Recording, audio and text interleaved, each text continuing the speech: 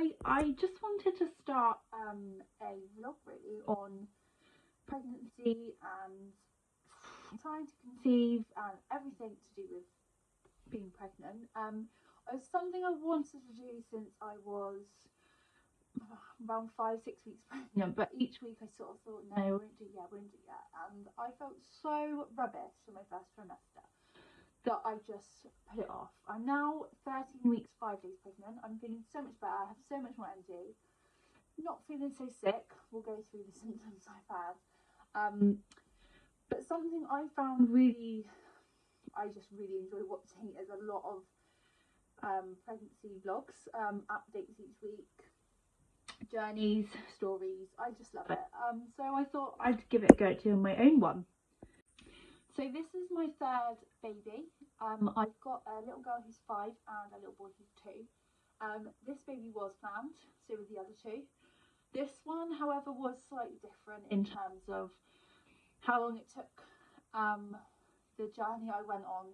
My other 2, I was so super lucky because they were literally, as they were a thought in my mind to start trying for a baby, I was practically already pregnant. I was so lucky with both of them. Without giving too much details away, it was very quick with both of them. This one took 10 months, and I have written out already my trying to conceive journey as sort of a little story on Instagram, but I wanted to talk more about it, and I thought I'd just do a video on it, as well as doing a update for each week being pregnant. So we'll try and do it each week. So yeah, this one took me 10 months. In January, we decided to start trying for baby number 3. I just had surgery to remove a coil. I'd had a marina coil in. I'd had one before, and it was fine. And what happened was, after I had my son, who's 2, I had the coil fitted. I think I was 6 weeks postpartum. But this time was different because I was breastfeeding. So there was a warning that breastfeeding can cause the coil to migrate, go missing, whatever you want to call it. I sort of thought, like, yeah, it came with hundreds of other warnings. And one of them, I'm just sort of like, okay, well, the risk, the benefit. At the time I had one, I was just like, put another one in me. But I went for I want to say 6 weeks, no, I think it was a month after I had it in or whatever. It was put in, it was fine. I went back to the doctors and they couldn't find the string. They checked for the string. They couldn't find it. So I initially thought, I'm sure it's there. I'm sure it's just, they can't find it. Even they said, usually we just can't feel the string. We're just going to send you for, I think it was an ultrasound or at something at the hospital. So I was like, that's fine. I just want to obviously know it's in the right place. I'm sure it is though. Anyway, so I'd gone to this appointment at the hospital. Long story short, they'd ultrasound, x-rayed, blah blah blah. It was in the wrong place. It migrated. It was actually, I'll try and show you, it actually gone sort of over here. I'm not really sure what area it was in. They didn't really tell me even when they took it out. They just said it's not in the right area, it's not going to work, use protection. Anyway, in my mind, I just thought, okay, right, I'm sure they'll take it out soon. Yeah, that was, I think, 2018, and between that time finding out it was missing, it was nearly a year before it actually got removed. So I had a year of this coil in the wrong place. I didn't know what it was doing to my body. I did contact the doctors and raise my concerns at the fact that it was causing quite a few issues, bleeding, a bit of pain, quite a lot of, discomfort, but they assured me it was normal, and obviously it was just a waiting game for surgery. I know a lot of surgeries are waiting a long list of waiting because so many people need major surgeries, especially life-threatening things. Mine obviously wasn't that bad. But anyway, so fast forward to 2019, December, I think it was, I finally had my surgery. It all went well, they removed it. They didn't say anything really other than, just I'm going to need some more contraception. I think I took the pill for about 2 weeks just while I recovered a bit. Not really sure why. I think I then immediately decided that I wanted to have a third baby by that point, and yeah, so didn't take any contraception from January 2020. That's when we started to try for baby number 3. So a couple of months went past. Obviously I gave it the grace of, it's going to take me probably a bit longer, my body's healing. I've had a C-section with my son, who knows, like that could still be healing. Yeah, so a couple of months went on, and by, I want to say like May, I'd actually tried to ring my doctors because I was a bit concerned. I just wanted to know whether or not the coil would be causing any problems with trying to conceive. I was sort of a bit like, taking a bit longer. I know obviously for a lot of couples it can take up to a year, and that is completely normal, and I kept that in my mind, and I kept thinking it's normal. But as the months went on, I realised it was actually taking over my mental health. It was taking over my life. I started to track ovulation, which is something I never used to do, and I didn't even know it was a thing. So I'd read online, I've joined a lot of Facebook groups, I've watched a lot of videos, and there was a group I was in called Trying to Conceive on Facebook, and they'd actually been talking a lot about ovulation tracking. So I thought, why not? Let's see if my body is actually ovulating. I thought it was just an imbalance of hormones. It might well have been, but anyway. So I got these ovulation sticks. I started tracking each month, and it was showing that I was ovulating. So that was good. But then on the other hand, I started to think, well, I'm ovulating, so now I need to time it with when I'm ovulating, which was probably the worst idea ever.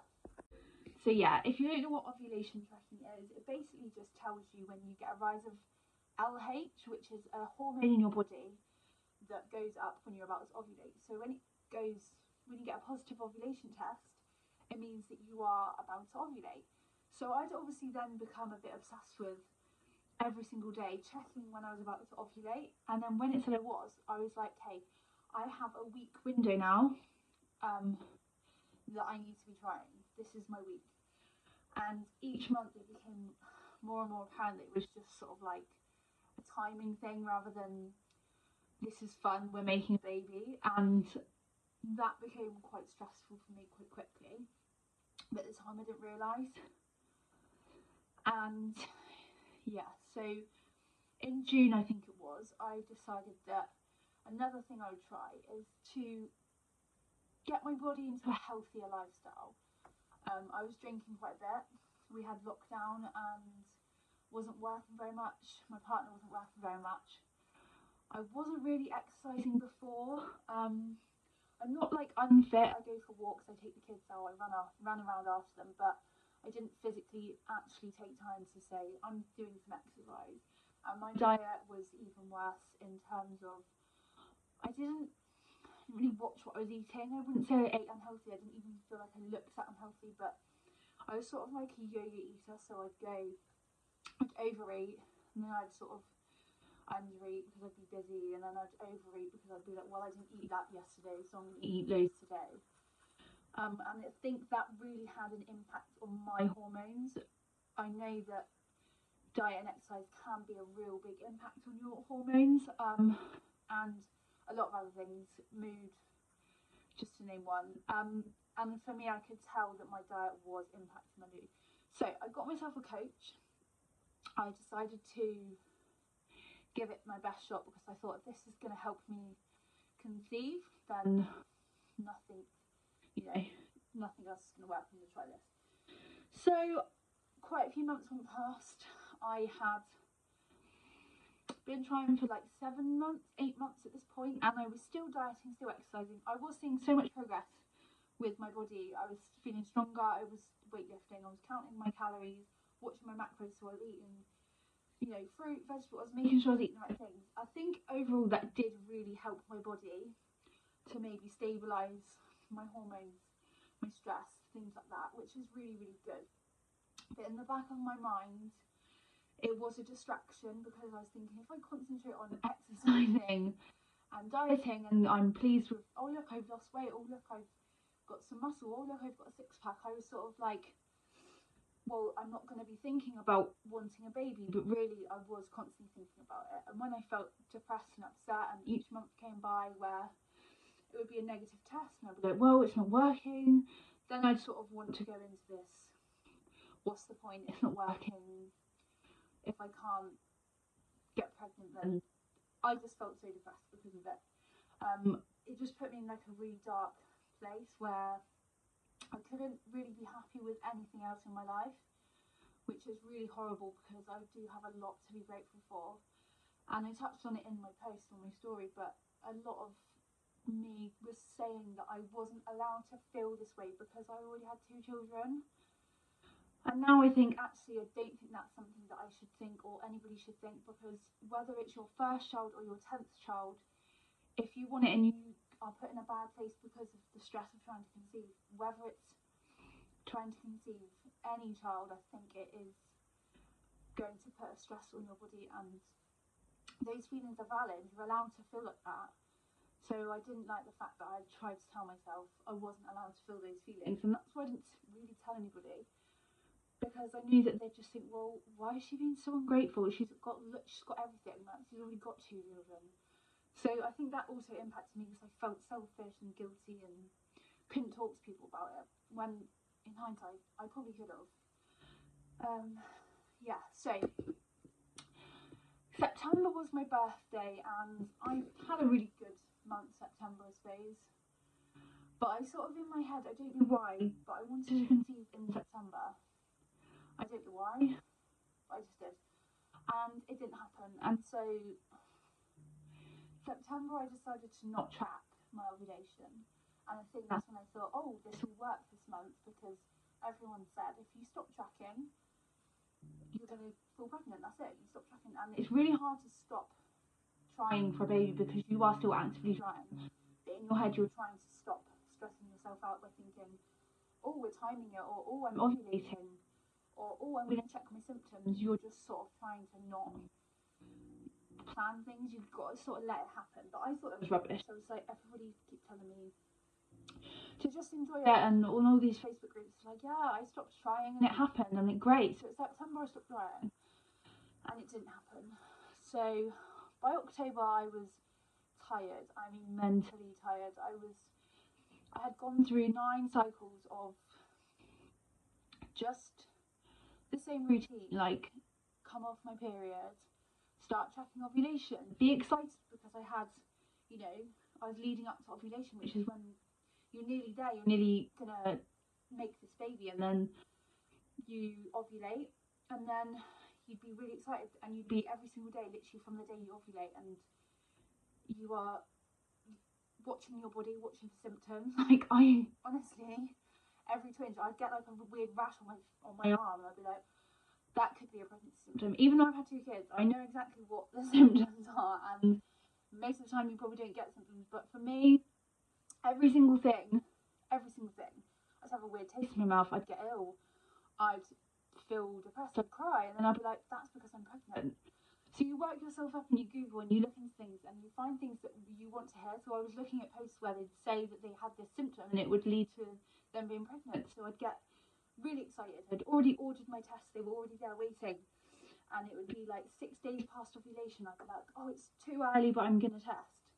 So I'd start testing each day, blah, blah, blah. Then you get to your 10, 11, 12 DPA, a few days before your period is due, and you've seen all these videos and things where they've got their positive and it's really faint, and you hadn't, and I hadn't, and I thought each and every cycle, and I'm sure a lot of people can relate to this, you would just be clinging on to, well, maybe I ovulated late, maybe it wasn't then, maybe I'm going to get my positive in a few days, I'm going to cling on, and you cling on to so much hope and excitement and that stress every single day leading up, and then you come on your period and it's like, aside from like the plan, like the floodgates open, but literally I would just be like in a hole, because that whole month you've been leading up to this moment, and then that's it, and you have to go back to square one, day one, where you start again. And so after 9 months of that, I just think October I just naturally had enough, and I actually decided that I wanted to do something else to try and conceive this baby. So I'd reached out to a woman who would be able to help with more sort of lifestyle, healthy things to try and help fertility. But anyway, so October came and I didn't track ovulation. I didn't even order any pregnancy tests. I don't remember really thinking about getting pregnant that month. I knew I still wanted to, but at the time I think I was thinking about so many other things, Halloween, blah, blah, blah. It was one of them months where you really were distracted rather than thinking you're trying to distract yourself. I really was distracted. I had fun. I think we did a lot of family things. Just enjoyed myself that month. Don't really know what was different. And then I eventually thought, well, it's coming to the end of the month. I will order some tests because there's no way I'm going to not know because I need to check each month. I'm just, that's me. And on the 24th of October, these tests arrived, and honestly, I ordered this massive, huge box. I've never ordered them before. I thought, I'm going to get loads. I'm sick of buying them. I've got loads of TV strips, just got loads. And I took one. I was really, really hungover, and it was really late in the evening. It was 7 o'clock. I was like, oh, because I've got so many, I'm just going to start taking them now, so I can watch the line progress just in case. I didn't work myself up or anything. I was nowhere near as bothered that month as it was the other months taking the test. So I wasn't reliant on it being positive. I was sort of like, well, I've got this appointment set up, so that's my key out, so whatever. Anyway, took the test and I could see a couple of lines, and I sort of disregarded it because I'm sure many of you are the same, but so many pregnancy tests show 2 lines. Even if you're not pregnant, it's just I've had so many where I've been staring at it for hours, manifesting a line in my mind, and it's not there. So I disregarded it, but I'd also posted it on a Facebook group. It's called Line Eyes, I think, and quite a few people commented saying that these are really reliable tests. That looks like a line retest. So I did another one. It looked the same, and I thought, right, I'm gonna have to wait till the morning because there's no way I can stress myself out right now. And I couldn't sleep. I was just googling, but in the back of my mind, not holding out hope because it could just be another one of them. I'll be let down in the morning. Anyway, I woke up at 2 o'clock in the morning, and boom, I took the test. 2 really, really clear pink lines came up, and I cannot tell you that feeling of just, it was like every single month of trying, all the pain, all the anger, all the feelings I'd had, plus the joy of finally getting a positive test that was a real positive test.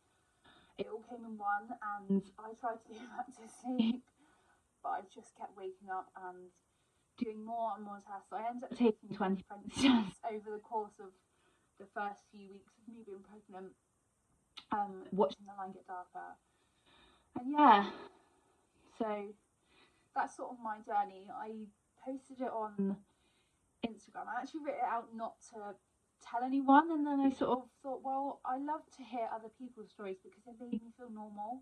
And although I haven't really touched the surface on half of the details, just hearing other people's stories really helped me. And when I put it on my Instagram, I had quite a few people say they'd really been touched by it and really took something from it. So I wanted to dive deeper into it by making a video. And if nobody takes anything from it, well, then I've just waffled on. And if somebody does, then great, because I really held on to that with my journey, and it really helped me. And I do think more people need to speak out about the struggle of trying to conceive. I just think I would not have spoken about this in those 10 months. I pretended I was fine. I pretended I didn't need to get pregnant. In my mind, obviously, the thoughts were completely different, but to the outside, apart from my partner, you wouldn't have had a clue, really. So I think it was hard to hide those feelings when all you want to do is scream and tell the world. So yeah, that's it really. I'm going to do a separate video on my 13-week 5-day, we'll call it 13 weeks because I'll do a 14-week one, 13-week actual vlog because this has been such a long video. So I'll make a separate one for that. And yeah, comment if you actually have listened and taken something from it, or if you'd want to hear about more or something else to do with pregnancy. please let me know. Subscribe, because I'm going to be doing weekly updates now until I give birth. I've never done anything like this. I've never done a vlog, but I literally love watching other people's, and I wanted to do it too. So thank you for watching, and I hope you take something from this. Bye.